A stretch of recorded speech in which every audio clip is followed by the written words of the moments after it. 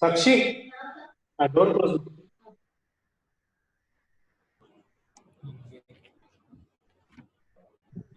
So all the best, sir.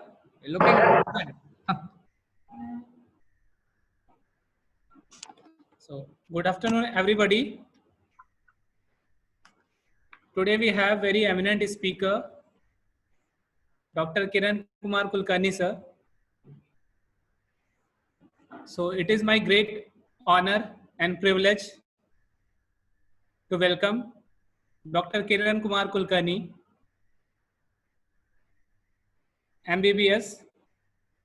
Sir has completed his schooling from Sri Ramakrishna Vidyasala, Mysore, and he holds MBBS degree from Mysore. Postgraduated in sports medicine from NSNIS Patiala, PG diploma in diet and nutrition from IHCA Chennai, completed his FIMS Advanced Team Physician course from Beijing, China. He is also listed on the World Anti-Doping Agency Researcher Directory and got certified as FIFA AFC Medical and Doping Control Officer in December 2013 and 15. Completed FIFA Diploma in Football Medicine in November 2018. Once again, it is my privilege to introduce Dr. Kulkarni, sir. He is a consultant in sports medicine, exercise, fitness, nutrition, and rehabilitation. Former national team doctor for All India Football Federation, medical and anti-doping advisor to Gymnastic Federation of India, an international sportsman himself. He has participated in sub-junior, junior, and senior national gymnastic championship 5 times and All India Inter-University Gymnastic Championship 4 times. He represented in India International Acrobatics Championship held as Burgas, Bulgaria in 1989. He represented Rotary International District. Sir has lot of experience in sports. And in January 2009, he accompanied the national senior women hockey team to South Africa, Chile, and Argentina as Indian team doctors. Under 23 main national football team for AFC Challenge Cup in Colombo, Sri Lanka in January 2010. He was appointed as venue doping control manager at the Commonwealth Game, New Delhi. He was team doctor for the senior national football team during Asian Cup in January 2011 at Doha. At present, he is Asian Football Confederation medical officer, only doctor from Karnataka and one amongst 4 in India. He had his FC assignment as chairman medical committee at FC Under 16 qualifier 2013. FIFA appointed him Under 17 Football World Cup as medical and doping control officer in Goa, October 2017. He was in Indonesia for FC Under 19 final 2018 as a tournament medical officer in October. So sir has a vast of experience in the field of education and sports as well as. So with this, I think today our participants is going to get great benefit from you, sir. They will be enlightened with your speech. So I will not take much time. Once again, I would like to welcome our eminent speaker, Dr. Kiran Kulkarni, sir, to lecture on his topic. Please, sir. The stage is yours, sir. You are welcome. Thank you. Thank you, sir. So good afternoon, everybody.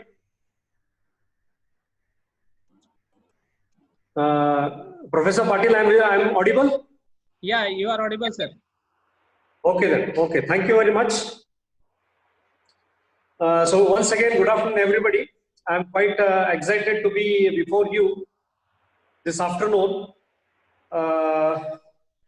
So I'll be speaking to you people on the child safety and injury prevention. Especially this topic has been quite interesting and very important for physical educationists, because nowadays it is pertinent to know that injuries are the leading cause of death in children ages 19 and younger, but most children these injuries can be prevented. But the thing is, as physical educationists, we need to know how to recognize these injuries, what are to be done, and especially what are the first aid precautions we have to take, what are the, when is the time that we need to take these children to the hospital. So these are few things I'll be speaking to you all. So I'll be just a bird's eye view on what I'm speaking. I'll be speaking to you on child injury related to sports. That is, a few points on sports safety, then drowning, what about the playground, concussion or head injury, fall safety, helmet safety, bicycle safety, and additionally, how to prevent burn injuries, poisoning, then pedestrian safety, that is how these children have to take care in the roads and traffic. Then what about the teen driving safety? Totally, this is a road traffic safety. So these are the few things which I am going to speak before you today. So coming to the first slide. First slide, please. So the first slide is like, what are the safety precautions that we need to take care? Because as the saying goes, injuries are a part of the game. Actually, like what the research suggests is 70% of all sports injuries can be prevented if you can take few precautions.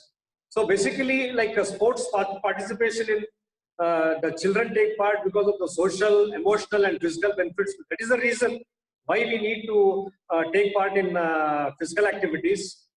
Well, one of the worst things for kids is to be sidelined with injury. So when a child is injured, he has to sit out. So this is a tough, or what we call it as a downtime. So simple things, what we can do is, we need to prepare the kids for the demand of playing of the particular sport. Warm up and stretches before games and practices. The children have to wear appropriate sports gear or dress. And we should know, when the child is injured, we should know what are the few signs of a head injury. And we need to make rest a priority. And the coaches should get prepared. And we need the backup of the parents also. Next slide. So the thing is, how do we prepare these kids for the demands of playing sport? Make sure the child and parents knows the demand of sport. This is very important. Before playing an organized game, our children should usually receive a pre-participation physical examination, which has to be performed by a doctor, or even a nurse or a qualified clinician under supervision. This has to be under the supervision of a doctor.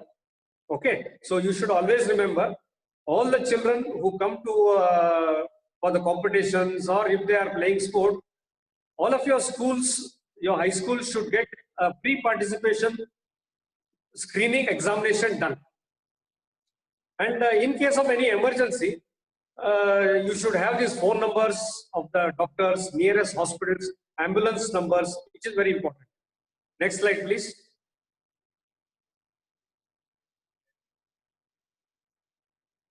Next slide. So before you start the game, we need to warm up and stretch before the games. So this usually, why we need to do warm up is, we need to prepare our body for the load we are giving to the children before the actual sporting activity starts. So what happens is, especially in warm up and stretches, what we need to do is, we should always remember what are the right exercises to do and what are the wrong exercises are. You should always remember, because most of the physical educationists in their bachelor's in physical education or master's in physical education, you would have studied about the anatomy and physiology. So if you think about anatomy, you would have studied about the skeletal system, and along with the skeletal system, you would also have studied about the joints and what are the joint movements. So basically, we have these 5 types of joints. That is, like ball and socket joint. Then you have the saddle joint, hinge joint, pivot joint, gliding joint, etc. So, for example, wrong exercise. I definitely believe that once you start your warming up exercises, I'm pretty sure at least 70% of you who are seeing this program will definitely ask your children to do this neck rotation. 10 times on this, whether this neck rotation has to be done or not. This is very important. I am talking about what exercises should not be performed. Neck rotation. Then what about the knee rotation? So knee rotation. What about the trunk rotation? So are these correct exercises or wrong exercises? If you think about anatomy, rotational movements have to happen only in a ball and socket joint. Ball and socket joint is your shoulder joint. There is a ball and there is a socket. So you need to rotate it. So that is your shoulder joint. Okay. So, and other is a hip joint. So if you think about the wrist joint, we asked them to do this wrist joint. So wrist is a condylite joint. Like we have this radial tuberosity and this ulnar tuberosity. So these two tuberosities will not allow the wrist to move. Wrist movement is only up, that is dorsiflexion and palmar flexion, or ulnar deviation and radial deviation. So these are the only 4 movements in the wrist joint. Again, when you do a knee rotation, again knee rotation is knee joint is a hinge joint. So we should never allow or we should never perform knee rotations, because if you perform knee rotations, then it is being a hinge joint. Hinge joint is only like an elbow joint. There is flexion and there is extension. Only 2 movements in the elbow joint, 2 movements in the knee joint. So never perform knee rotation. So these are wrong exercises. So you should always remember whether you have to, what exercises you should perform, what are the exercises you should not perform. That is wrong movement, wrong exercise movements. Okay. So the next thing is, we are talking about wearing appropriate sports gear. Yes. We use appropriate and properly fitting sports gear to prevent or reduce the severity of injuries. Make sure athletes use correct equipment in order to participate in both practice and games. And one should never forget about the safety equipments. Never forget about the safety equipments, because I'll give you an example. If you would have heard of one of the yesteryear's cricketer, Arun Lamba. So he was one of the upcoming good cricketers of India. So he got hit with a ball, weather ball. He was not wearing a helmet. So after 2 days, he died of a head injury. So even if you see the best of the batsmen in the world, they come fully decked. So it is pertinent for all of us to wear proper sports gear as well as protective equipment. Next slide, please.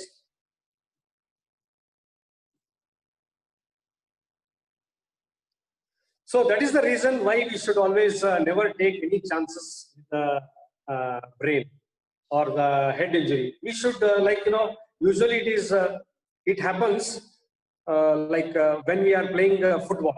So in football, if there is a non-contact collapse, or if there is a contact collapse, here we have a contact. There are 2 types, one is contact and one is non-contact. So concussion happens because of the contact. So when we try to head the ball, when we jump for the ball, you may hit the opponent team player, or the opponent team player may hit your head, or he may elbow your head. So this is the time when you have a head injury. So immediately after head injury, if you fall down, so immediately if there is no movement, if he is just on the floor without any movement, then the referee or we as physical educationists, we should always think that there might be a head injury. Once the boy has a head injury, it is very important that you should know the signs. Okay, so the few signs, what I'll be explaining now is actually if he is suspected case of concussion, you should evaluate him, and there is a very particular rule. When in doubt, sit them out. Agreed, but the way you shift him, the way you shift him outside the ground also is very important. Next slide, please.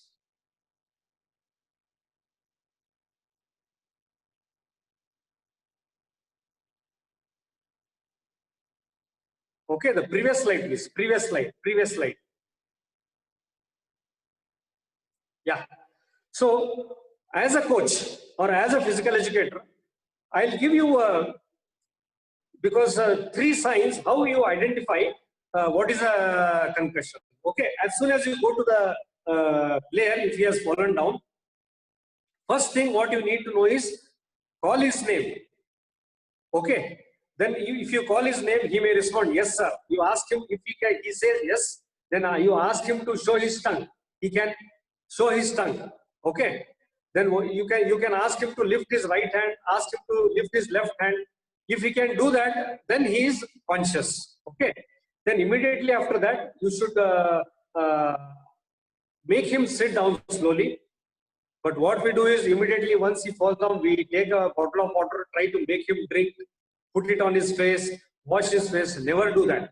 Please don't do that, because first is the airway.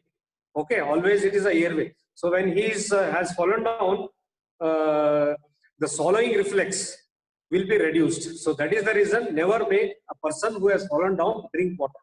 So ask him to sit down. If he can sit down, just ask him, what is your name again? And if he says, yes, my name is Dr. Kiran, then the first thing is over. Ask him to open his mouth. He will open his mouth. Ask him to put his tongue outside. He will put his tongue outside. Ask him to close and open his eyes. Close and open his eyes. Then ask him what happened. Then he'll be able to tell you what has happened.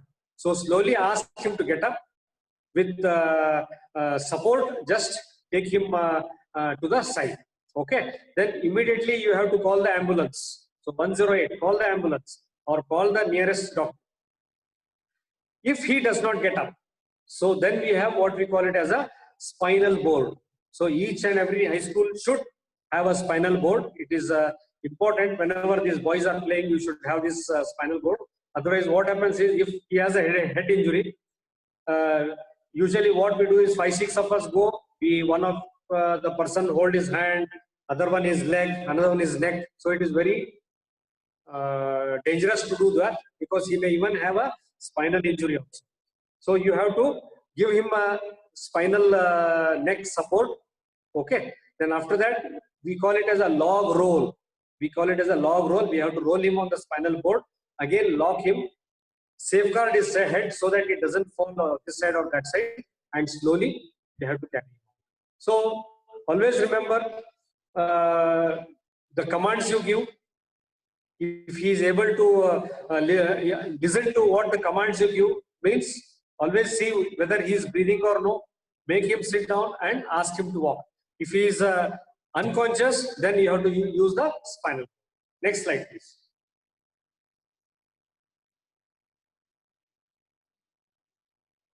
So rest is an important priority, because studies have shown enough sleep really provides the regenerative capacity in the human being.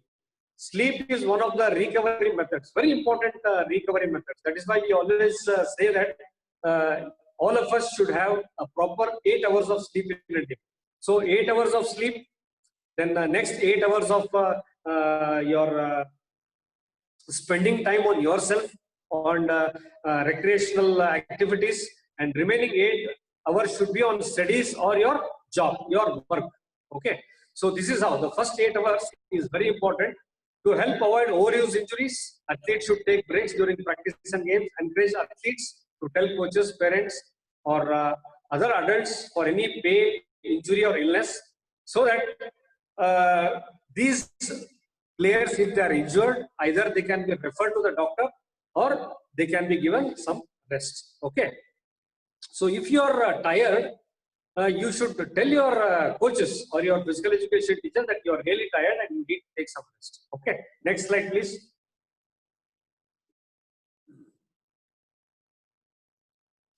So next important thing is about hydration. So usually what happens is hydration is how much water we are supposed to drink. So if you are hydrated, we need to know what are the signs of hydration. That is, learn the signs and symptoms of hydration.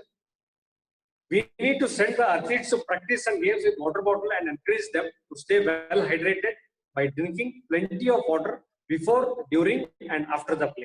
Okay, so all athletes or players should drink fluids 30 minutes before activity, and thereafter, once in every 15 to 20 minutes, they have to drink about 30 to 60 ml of water. So how do you measure, we do not keep a cubicle or a measurement to drink some 60 or 90 or 100 ml or something like that. It is always, you take the bottle, pour it in your mouth. We call it as a mouthful. So you should have 2 or 3 mouthful of water, and that is sufficient. That should be about 60 to 100 ml. Every 15 to 20, 25 minutes, you should keep drinking water. Okay. So why we need to drink water is because this is to prevent dehydration. One more thing, that how do you come to know that you are hydrated? So the best thing is the color of the urine. Always we should check the color of the urine. The color of the urine should be watercolor. Most of us say that what is the color of the urine? They say that it is white color. Urine color is not white color. Urine color is watercolor, sky blue color. Okay. So if urine color is white, then what is milk color? Okay. So always, if anybody asks you what is the color of the urine, you should always tell watercolor. Okay. So this is your well hydrated. Okay. So after a game, if you go and pass urine, then you will see it will be bright yellow. Bright yellow means you are dehydrated. If you are dehydrated, the color of the urine, if it is bright yellow or dark yellow, then you should come back and immediately drink 1 or 2 glasses of water. Okay. So this is how you need to hydrate yourself. And next important thing is thirst. Thirst means already your body has lost 2% of the fluid. So if you have already lost 2% of the fluid, then it means you are already on the path of dehydration. So you should make a habit of drinking water even before dehydration. Okay, you getting thirst. So this is how you need to be well hydrated when you are into the sporting activities. Next slide. So then we come to the playground safety. Okay. So always playground should be clean of your potholes, stones. Then if there are any glass pieces, thorns, and if at all, you should always see that your playground is well defined and well marked. Make good markings, and even before you go, prepare the ground. So it is very important, while all children who use playground are at a risk of injury. Okay, because why there is risk of injury? Because you have not prepared the ground properly. Okay, if there are potholes, a boy or a girl may put his foot inside and he may have a ankle twist, or he may even sustain a fracture also. This is the reason. Okay, so that is why you should always prepare the playground. Playground that are well maintained have fewer risks to injuries, so that they will not get injuries. And also, apart from preparing the ground, you should also provide water facilities, good water facilities.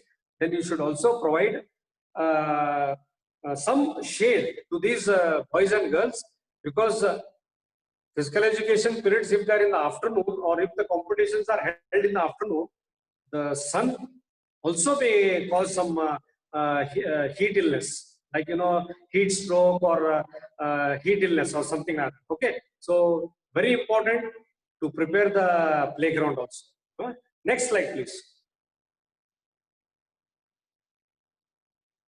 So next I would speak on the drownings safety.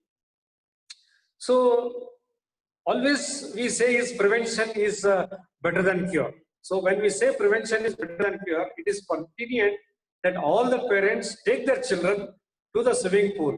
Okay. So all of us should learn to swim. If anybody doesn't know, it is high time that you should start to learn swimming. So this is the one thing. As you learn cycle, as you learn how to drive a vehicle, how to drive a bike, scooter, same thing is you should also learn, because learning swimming is a skill. So we as human beings are at inborn swimmers. So even when we are in our mother's womb, or we call it the intrauterine life, we swim because we are always into that amniotic fluid and we are swimming. And I think you must have already seen in some of the WhatsApp videos that 2 months, 3 months, 4 months old small kids are left into the swimming pool and they are taught how to swim. Okay. So basically what I tell is, you know, whenever you go to the swimming pool, or when you go to, especially drowning happens when you are on trips, when the school goes for the trips and all. Even before you go to the school trips, the physical education teachers along with the 2 or other 3 teachers should always visit the water spot and always inspect what is the depth of the water, what is the flow of the water, whether it is a standing water, whether it is a flowing water, see if there are any problems, stones inside. So these are the few things as physical education teachers you need to look into it. Okay. Then always inform your children that they should not enter. Always be on guard, because children tend to play in the water, and it is quite natural. 2, 3 boys may go and push another boy inside water. If he doesn't know, he may swallow water, or he may just drown in that. Okay. So always think. So you should learn life-saving skill. Okay, that I speak to you on CPR and all those things. Then if it is a swimming pool, you should fence it and be careful that the children are well protected, and make sure that kids wear life jackets also. That's also equally important. And especially when you go to the seaside, always inform the lifeguards that you have come on a school trip, and they should always be on a watch. Okay. So when kids are in or near water, closely supervise them at all times. Adults who are watching these kids in or near water should avoid distracting activities like playing cards, reading books, using phone, or definitely elders should not indulge in drinking alcohol or other bad habits. Next slide, please.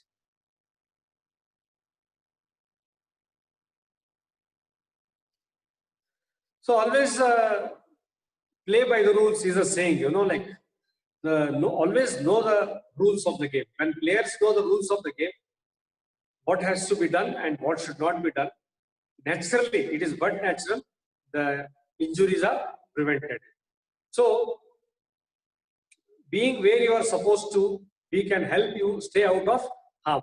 Watch for others also, and especially like when the traffic lights are at intersections, which help prevent crashes between the cars and trucks that drive in on roads together. This works because drivers know the rules and follow them. At least most of the time, it is the same way with sports also. Because if you know the rules, for example, a back tackle in football is a direct red card. Okay.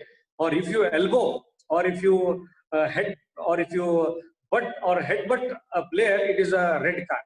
So if the player knows that a back tackle or a headbutt should not be done, or an elbow should not be done, then he knows that if he does it, he'll be sent out of the game. So I cannot say that, sir, I did not know the rules of the game, that's why. No.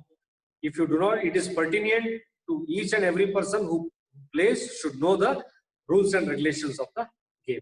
Next slide.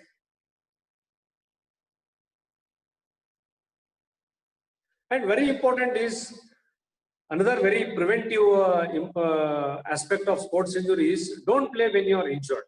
Okay. So when you are injured, it means that something wrong has happened in your the place of injury. Okay.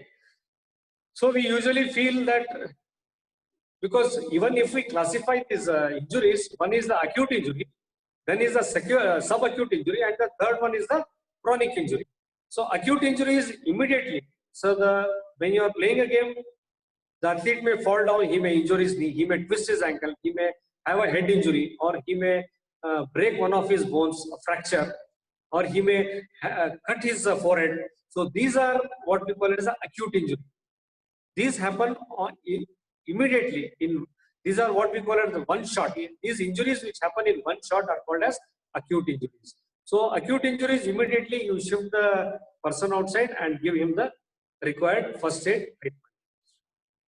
What about the subacute? Subacute injuries are those injuries which are slow in onset. So they take place about 4 to 6 weeks.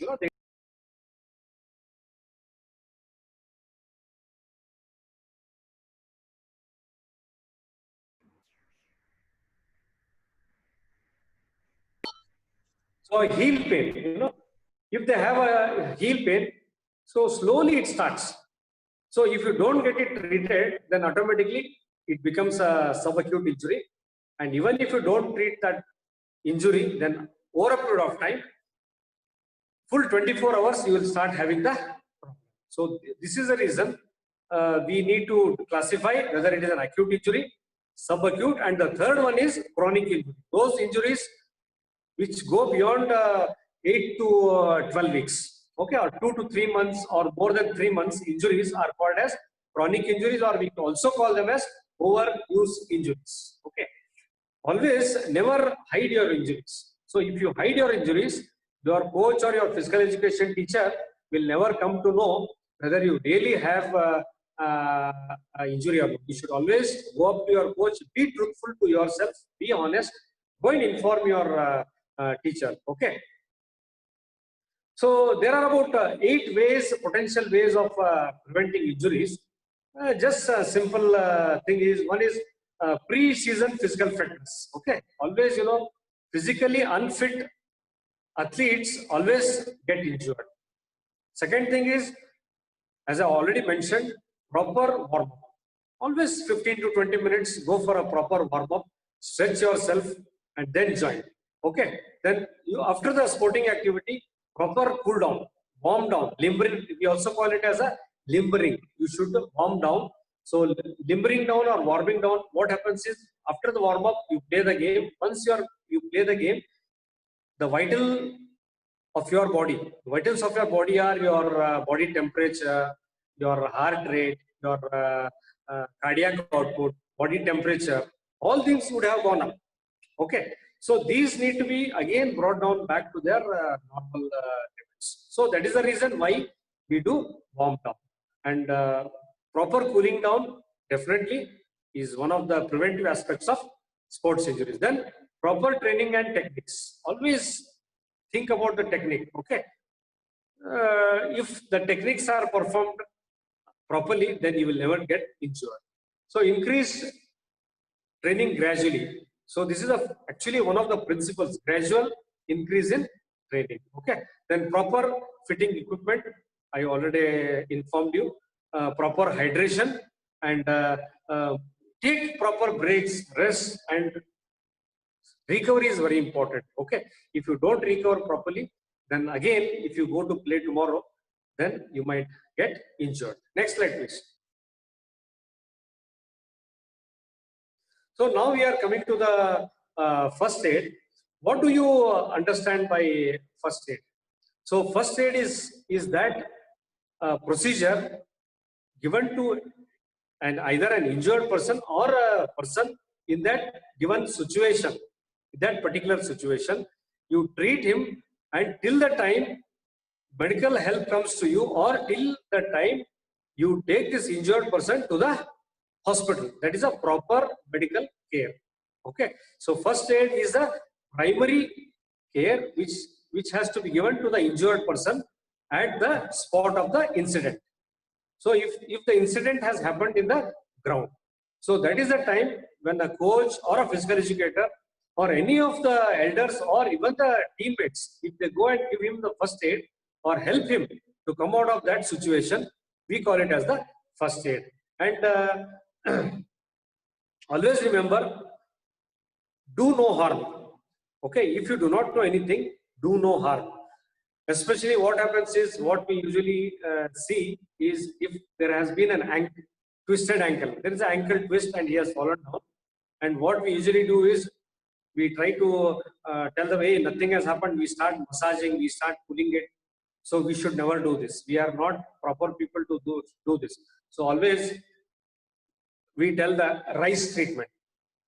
RICE treatment is RICE. R is rest, I is ice, C is compression, E is elevation. So rest, ice, compression and elevation. These four things you should always remember. So first aid for preventing sports injuries is RICE treatment. So as soon as the boy is injured, you make him rest, take him to the side. Okay, don't hurry or don't make faulty actions or don't overrun with the things. So first make him rest. Then what you can do is, you can apply ice to the injured person, that is ice. Then you have to compress with a compression bandage, crepe bandage. Okay, you have to compress the area and you have to elevate. If there is an injury, you have to elevate the limb so that the swelling comes down, so that the bleeding is stopped because of compression, and with elevation the swelling also comes down. Okay, so what about injury prevention? So apply appropriate first aid procedures, communicate details of the incident, and then you have to recognize the emergency. Then after recognizing the emergency, identify, assess and manage immediate hazards of health, safety of self and others. So provide first aid in accordance with established first aid principles. Very important.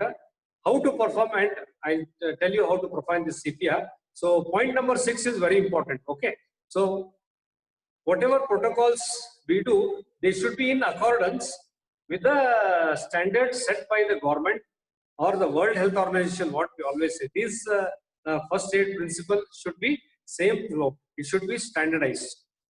Because each and if there is an injury either in the ground or in the road, each one of us will start doing our own way of giving the own way of first aid. Okay, let me give you a classical example. Let me take you think.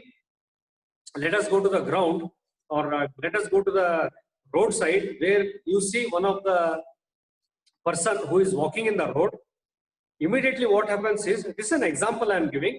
So how to give a proper protocol to a person, okay, who is walking on the road. Immediately he falls down and he puts his tongue out like this. He bites his tongue and he'll start to shiver like this. If you can see me, okay. If he'll start, okay. Then froth comes out of his mouth. Okay. So this is the scenario, a practical scenario each one of us would have seen. Okay. So this, what we call it as an epileptic attack, or it is what we call it. It is a fits. We call it as a fit attack. Okay. Or we also call it as Murch Rog.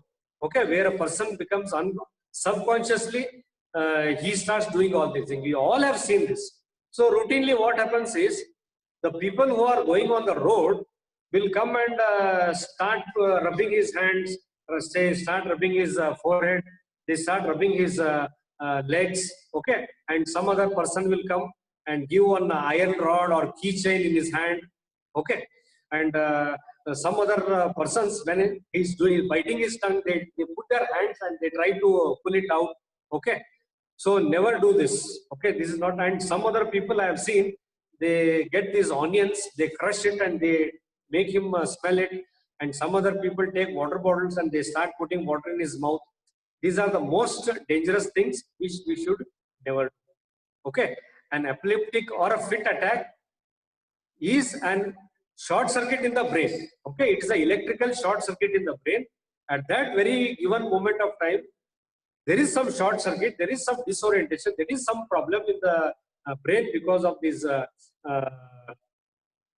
the fluids in the brain. We call it histamine. These fluids, there is some short circuit. Because of this short circuit, this epileptic attack, fixed attack,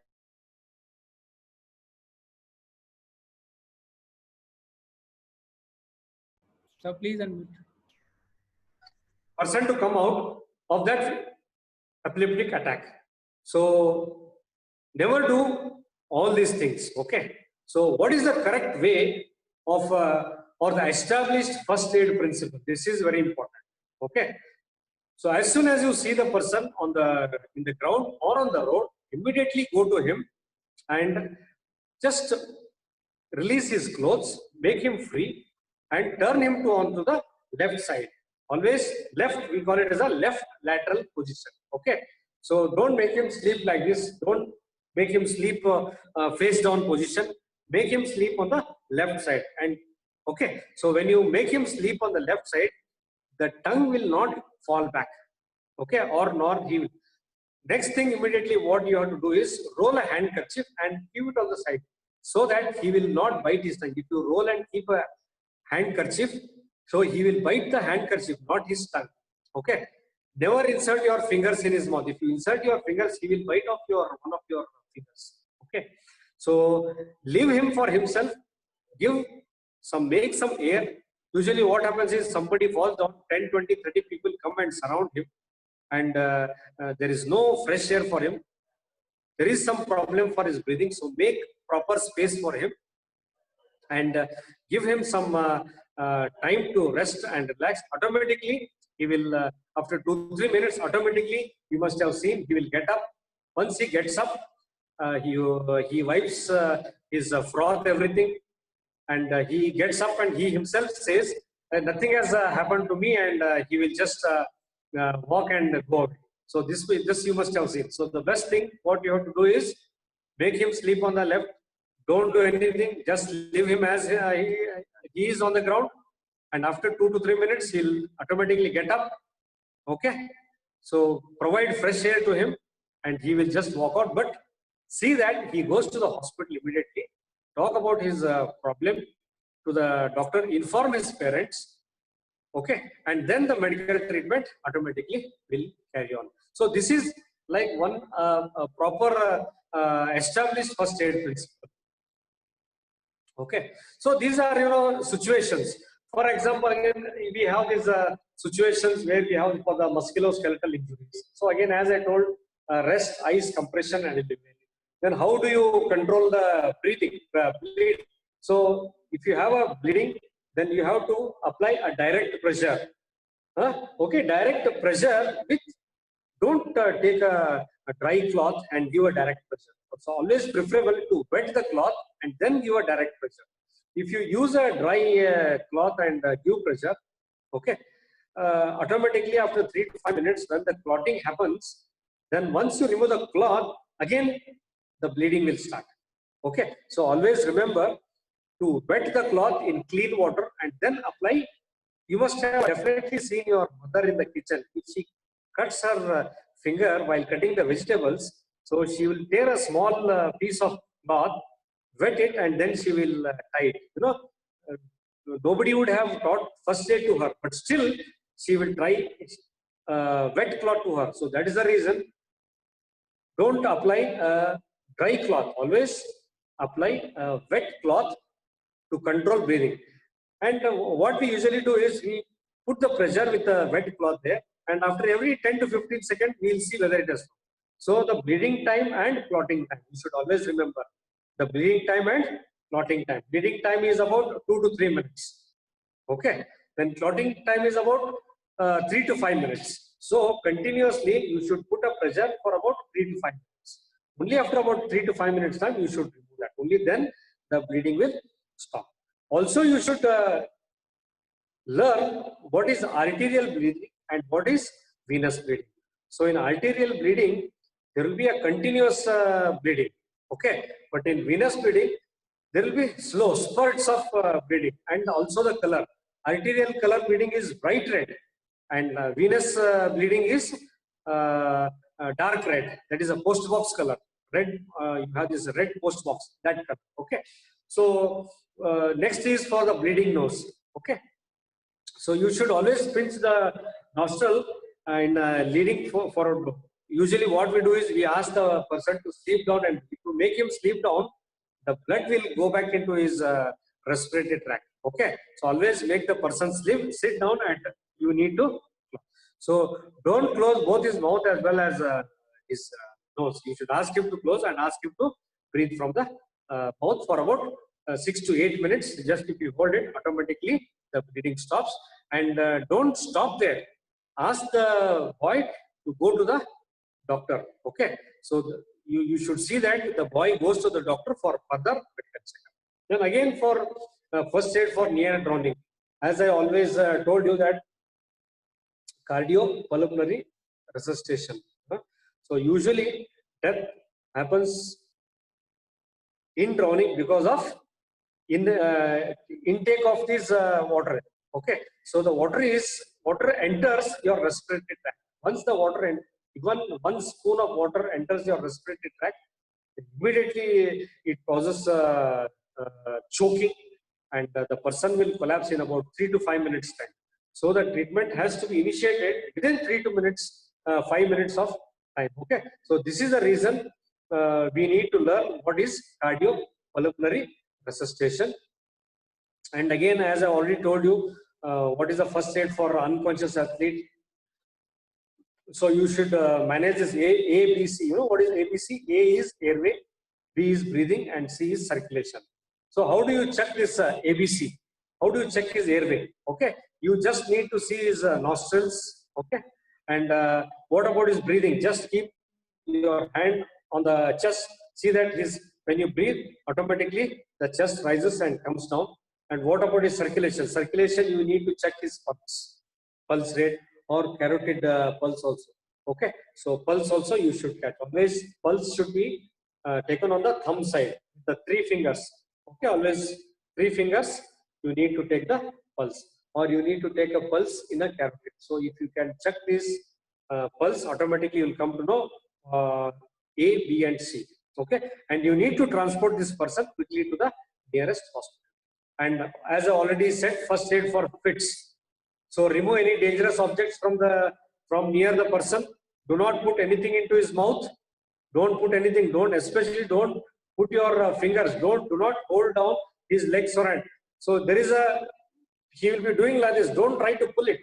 This will not happen. Don't try to pull his legs and make it straight. Okay, just leave it for him. Put the person in recovery position and wait for the fits to stop automatically. So the recovery position is left lateral position, as I already told you. Make him sleep on the left side. Okay, so these are few things. Why we have to put him on the left side is, one is the tongue. So once you put him on the left side, the tongue will not roll back. And second thing is, whatever secretions has come out, the saliva will not enter, and he will not drown in his own saliva. Okay, these are the 2 things we should always remember to put him in the recovery position. Next slide, please.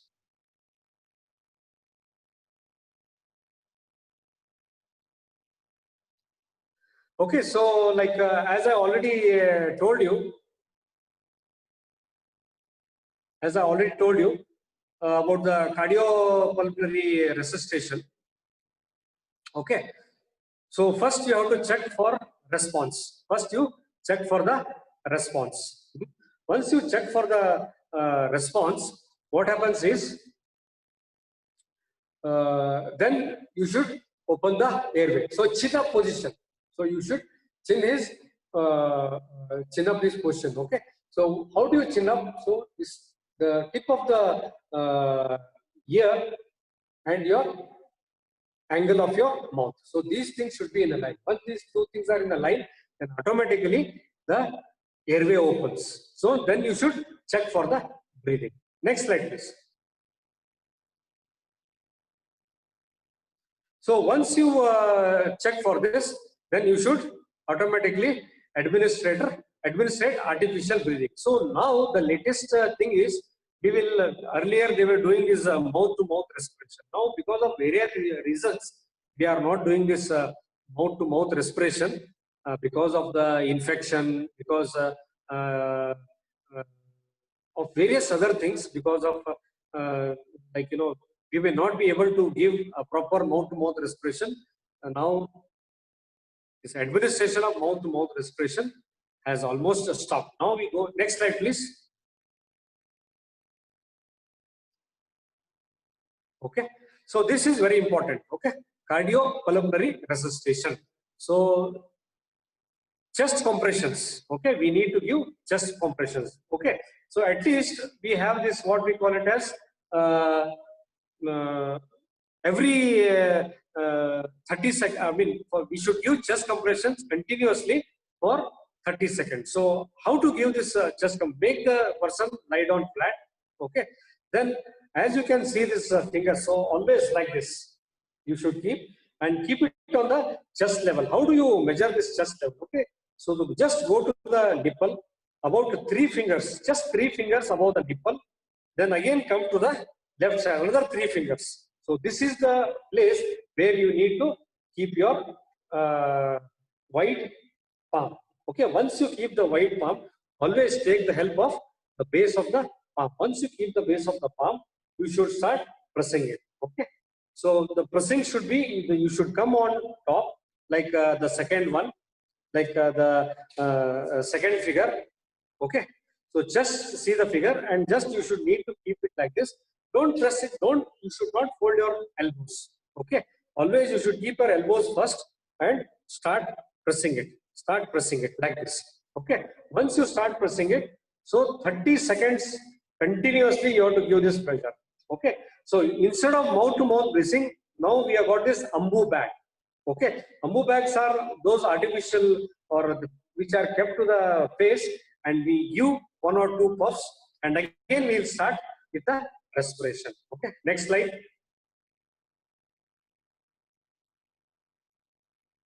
Okay, so this is a log roll. If there is only one person, see how the recovery position is, left lateral position. Okay, so this is what I already told you. Recovery position is the left lateral position. So raise one of the arms of the left hand side, then automatically bend the opposite knee, and after bending the opposite knee, catch hold of the right forearm, then slowly turn him to the left side. Next slide, please. Okay, so see, these are the recovery positions. Kneel on the floor on the side of the person, as I already explained. Stay with the person, and monitor his breathing and pulse continuously until help arrives. So already you should inform somebody that the person has collapsed, and you should inform, or if you have a phone or something like that, ask them to call the ambulance 108. Or if you have the telephone number of the doctor or the nearest hospital, immediately inform them so that the medical help reaches. Next slide, please.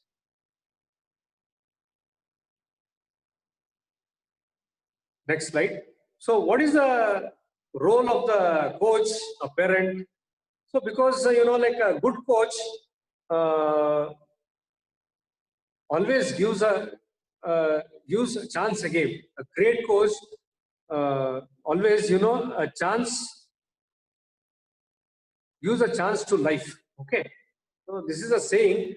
So always remember that the coach, the physical educator, should always be prepared for any eventualities. Okay, so usually about 50 to 60%, nothing will happen. But we do not know. 1 in 100 chances, one of the athletes may always collapse. So that is the reason why we need to be very careful. Okay.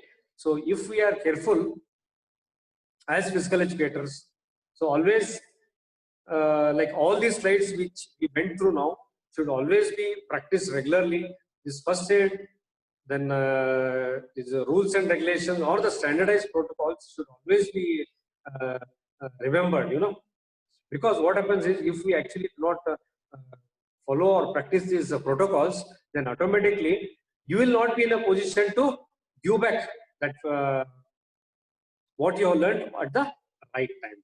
Okay, so next slide, please. So again, actually, like what are the do's and don'ts? Once you learn the do's and don'ts, then automatically we'll follow these principles. We have to follow these principles. Okay. Once we follow these principles, what happens is, sir, actually, the slides are I'm not able to see it properly. Patil sir, This one? the previous one. This one? It is visible, sir?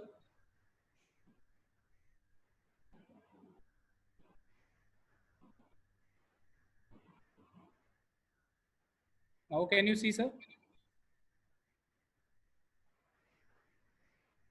Just a moment.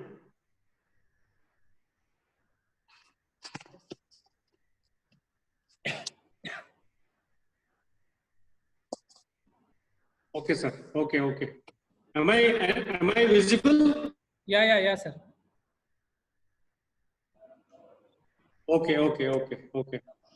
So, what are the do's? Encourage your child and everyone in the game. We should encourage each and every person. Okay. So never put them down. Okay. Cheer for good efforts and a nice play by them with a good sportsmanship. Let the coach be the coach. Okay. Let the coach be the coach always. And always you should promote the teamwork. Remember that the game is for the kids and not for the parent. Okay. So always promote the kids and teach them what is the sportsmanship and what is how to be very positive about the game. Okay. And always never use negative language towards officials, coaches, or players. Okay, by distracting or giving any critical comments, this will be a deterrent to the child. Don't put too much pressure on your child to win at any cost. Let the child play his own game. Slowly, he will definitely improve his game. Don't get too much involved in your child's performance on the field. Okay, let them have fun. Let them enjoy. And never argue with other parents on the sideline, because these are few things the children will learn from you, and they will never be future good players with, and they will always forget about their sportsmanship. So always remember that children should be taught positive things, and you should always inculcate positive attitudes in the children. Okay, we should always be a supportive parent. Next slide, please.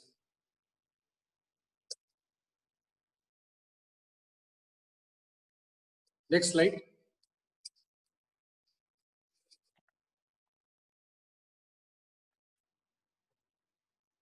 Okay. What about coach safety and protection? It's only not about the coach, it is also about the physical educationist who is there. So step one is the rule of two. Follow definition and safety protocols and always follow the code of conduct. Okay. Then what about the background screening? Background screening matrix should be done, and respect the ethics of training and competition. Make some good ethical decisions. Empower the staff of your all of your support team. Report concerning behavior, misconduct, concern, behavior, and child sexual abuse. This is another very important aspect. Okay, and also follow guidelines for adults interacting with children in sport. So we need to report child sexual abuse, report inappropriate behavior, not being alone with participants, and approach inappropriate physical contact. Okay, next slide.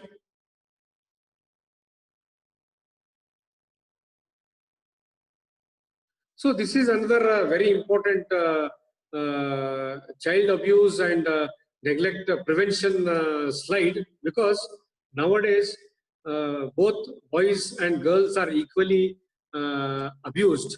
Okay, again there are 4 types. That is, the physical abuse, then we have the sexual abuse, emotional abuse, and we have another one as the neglect. Okay, so the research shows 1 in 4 girls are abused, and 1 in 13 to 15 boys are abused. So we as the protectors of health, we as the caretakers of the children should always be careful, should always be watchful that these children are protected.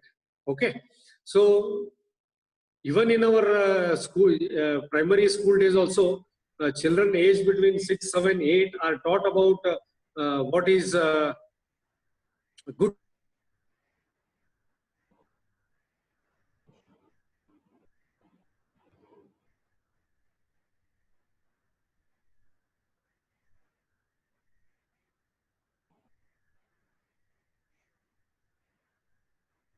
Sir, Kulkarni sir.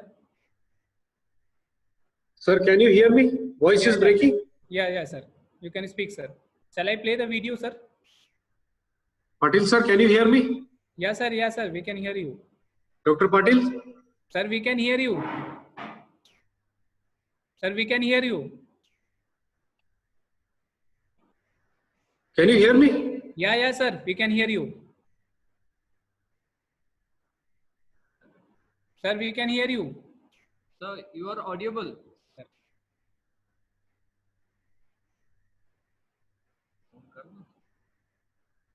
Sir, you continue. Sir, please, Okay. If I am audible, I'll go ahead. Yeah, you continue. Okay. Thank you. Come to the slides, sir.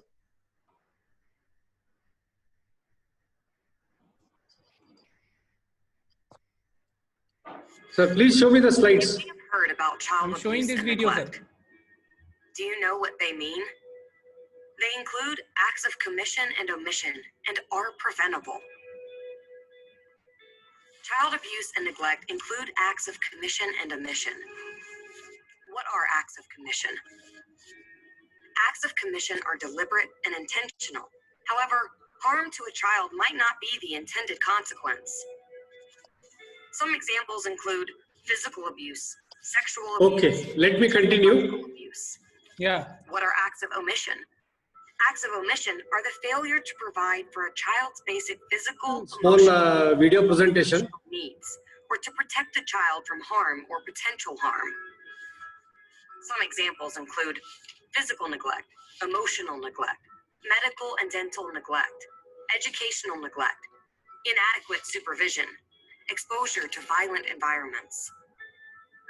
About 1 in 7 children experience some form of child abuse or neglect in the last year. But we know the problem is underreported. That's why a consistent definition is so important. The good news is we can stop child abuse and neglect before it starts. What can we do? We can work together to promote safe, stable, and nurturing relationships and environments so all children reach their full potential. Some strategies to consider include strengthen economic supports to families, change social norms to support parents in positive parenting, provide quality care and education early in life, enhance parenting skills to promote healthy child development, intervene to lessen harms and prevent future risk.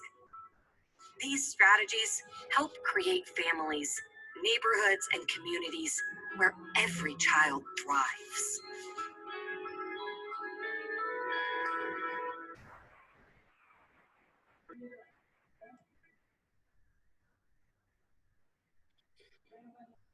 Okay, sir. So this was a small slide or a small video which we presented, that is about the child sexual abuse, and it is very important as physical education teachers, as coaches, because the children are there, especially the girl children are there, and we need to respect our dignity. We need to respect the dignity of young underaged, that is below 16, 17 years old children, because it is very important, we as the protectors of health, to safeguard the integrity of the players. Okay. So now to summarize, safe environment to protect and safeguard children.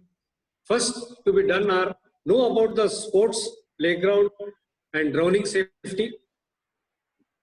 Prepare the child for demands of sport. Teach them the rules and regulations. All children should warm up and warm down. All children should wear proper equipments. All children should know about the rules. The children should hydrate properly, drink proper water, and they should also rest well. And it is very important to know how to perform CPR, cardiopulmonary resuscitation. And along with that, immediately you should be in a position to identify what injuries have happened. And most important, but not the least, is be a very supportive coach, be a very supportive physical educationist, be a very supportive parent. Okay, next slide. Sir, finish. Hello, sir.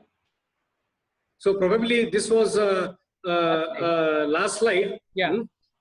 So take home message, I've already told, I'll repeat it once again.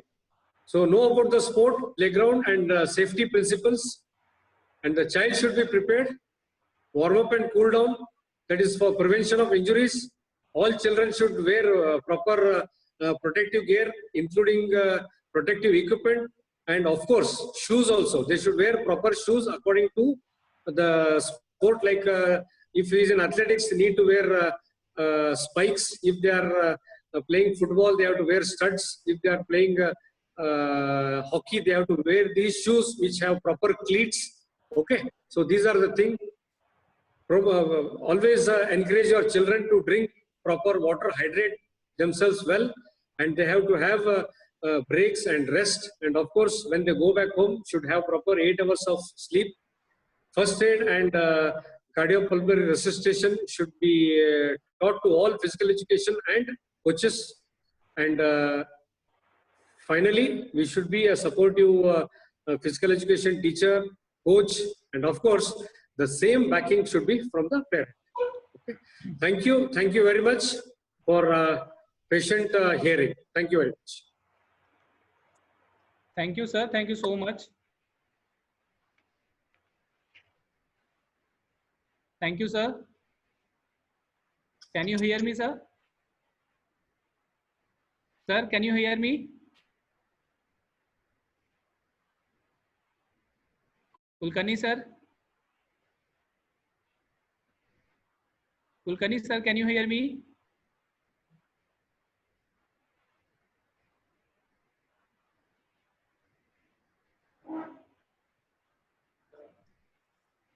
Sir, can you hear me? Sir, any questions or something like that? Can you hear me, sir? Am I audible to you? Sir, am I audible to you? Sir, check your mic, sir. Mic.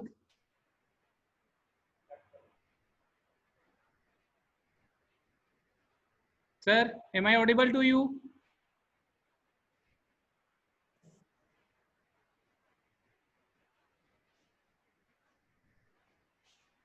Kulkarni, sir. Check your mic, sir.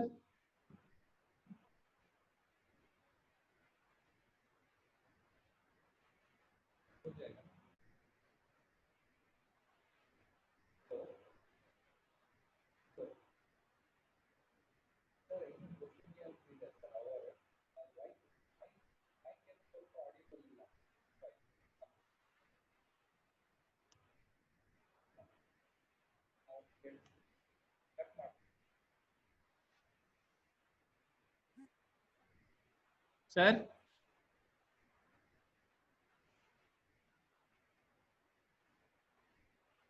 Am I audible? Yeah, you are audible, sir. Am I audible to you? Can you hear me?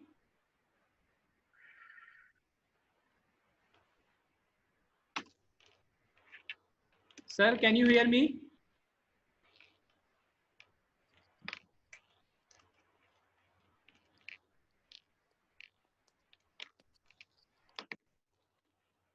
Participants can hear me? Just put in chat box. Am I audible? Yes, thank you, thank you, thank you, participants. Sir Kulkarni, sir. Can you hear Sir, me? not able to hear you. Sir, I'm audible to participants. Sir, just check your mic, sir.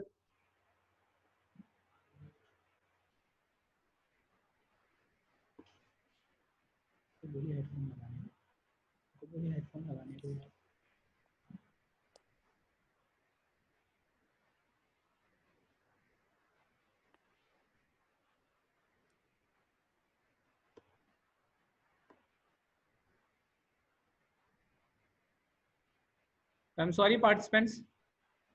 This is some technical problem. Kulkarni sir not able to hear. We are trying to call him.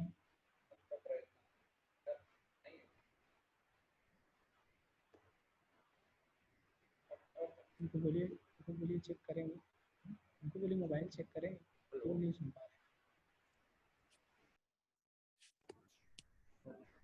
Sir Kulkarni sir,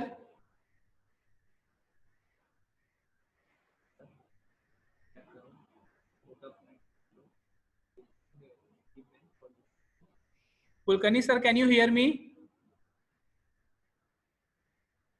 No network issue. Just a moment. You can hear me?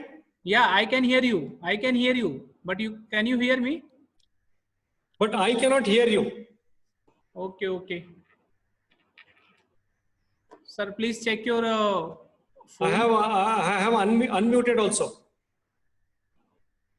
Now can you hear me? Sir, can you hear me?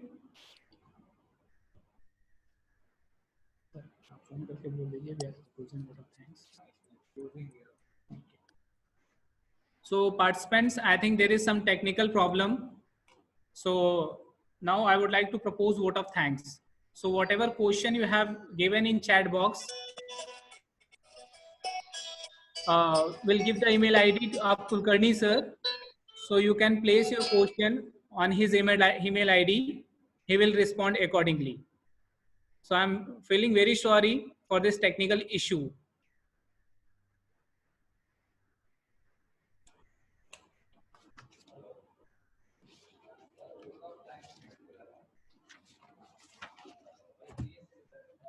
So it is my great privilege once again to propose vote of thanks for Dr. Kulkarni sir. So respected speaker, once again, I would like to propose vote of thanks.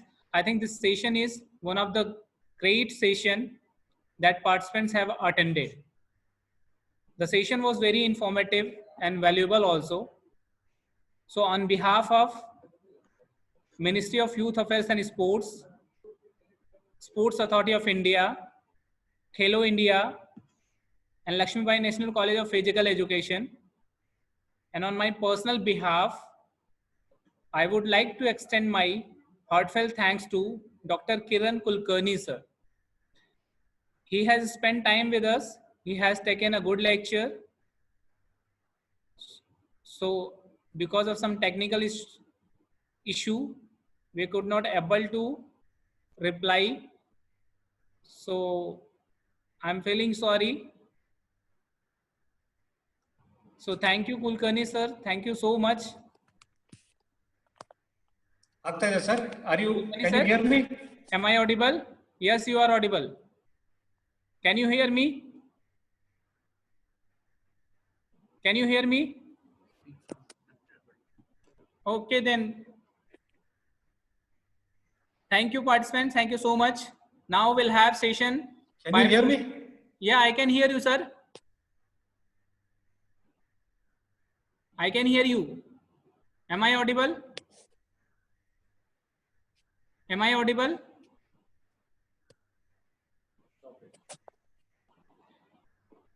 Okay, so thank you, participants. Thank you so much. 5 to 6 will have session by international speaker, that is Beatrice. So you all are invited to attend the session at 5 o'clock. Thank you so much. Have a nice day.